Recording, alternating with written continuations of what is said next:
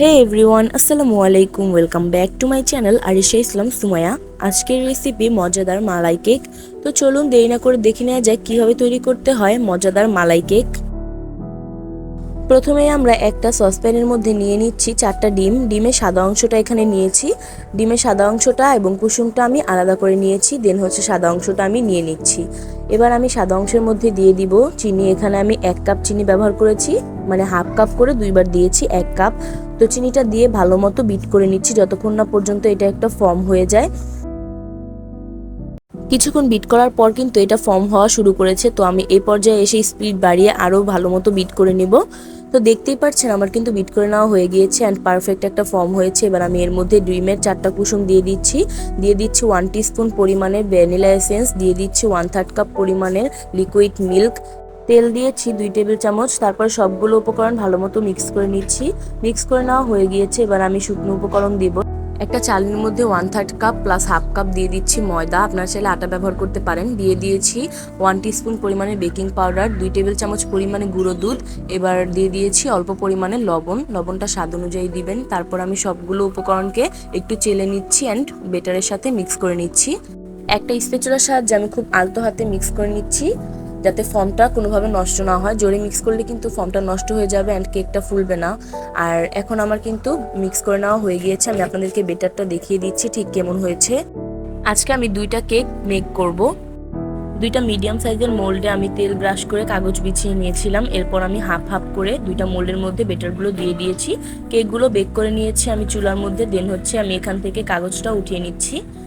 এখন আমি কেকগুলো 2টা মানে সমানভাবে ছিদ্র করে নিচ্ছি একটা কাঁটা চামচের সাহায্যে।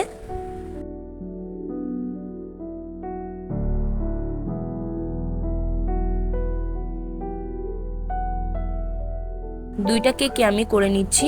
এতে করে কিন্তু কেকের মধ্যে মালাইগুলো খুব ভালো মতো ঢুকে যাবে আর ভালো একটা সফট হয়ে যাবে কেকটা। এখন আমি মালাই বানাতে চলে যাব। মালাই বানানোর জন্য এখানে আমি হাফ লিটার দুধ নিয়ে নিয়েছিলাম। দেন হচ্ছে এর মধ্যে আমি 1/4 কাপ পরিমাণে গুঁড়া দুধ দিয়ে দিলাম। এবার আমি ভালো মতো সবগুলো উপকরণ মিক্স করে নিচ্ছি। মিক্স করা হয়ে গেলে এবার আমি এগুলোকে জাল করতে চলে যাব।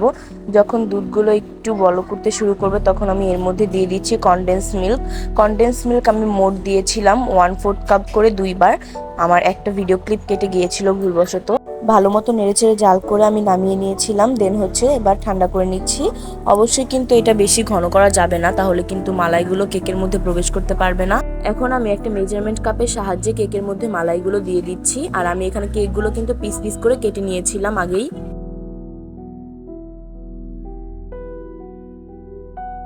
প্রথমে আমি মাঝখানের দিকে মালাই দিয়ে দেন চারোদিকে দিয়ে দিচ্ছি। দেখতেই পাচ্ছেন আমি ঠিক কিভাবে দিচ্ছি। আমি একটা কেকে দিয়ে আপনাদেরকে দেখিয়ে দিচ্ছি।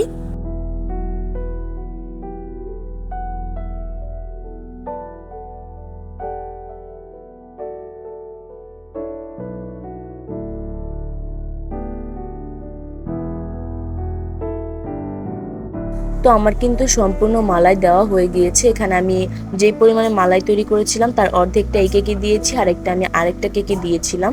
কেকটা কিন্তু এখন পুরোপুরি রেডি। এবার আমি এটাকে নর্মাল ফ্রিজে সারা রাত রেখে দেবো। দেন হচ্ছে সকালে আমি সার্ভ করে নেব।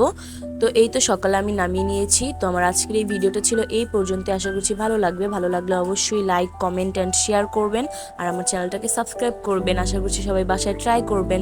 দেখা হবে পরবর্তী ভিডিওতে। আল্লাহ হাফেজ।